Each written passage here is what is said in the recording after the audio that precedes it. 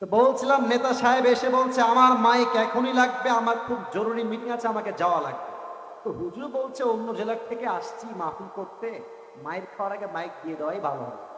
তো মাইকটা দিয়ে দিয়েছে নেতা সাহেব। নেতা সাহেব মাইকটা হাতে নিয়ে, নট জাস্ট লাইক দিস, হাতে নিয়ে আমার ভাইরা নামাজ সালাম কালাম কিছু নাই, নামাজ নামাজ নামাজ নামাজ নামাজ, মুখের ফেনা উঠে গেছে নামাজ বলতে বলতে।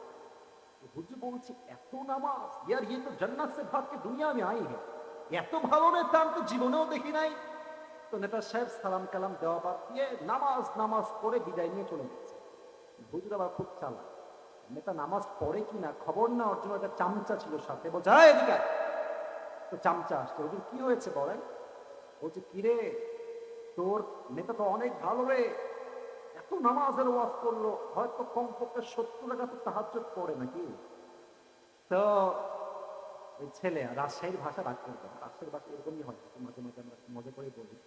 এই ছেলেটা কানে কানে বলছে হুজুরকে যে হুজুর কিসের নামাজ, রাগ করবেন না, একসঙ্গে 5 দিন আছে, এই শালা এক নামাজে পড়ে। তার মানে কিছু নেতা নামাজকে নামাজের জন্য নয়, ব্যবসা হিসেবে ভোটের জন্য ইউজ করতো, ঠিক কিনা বলে।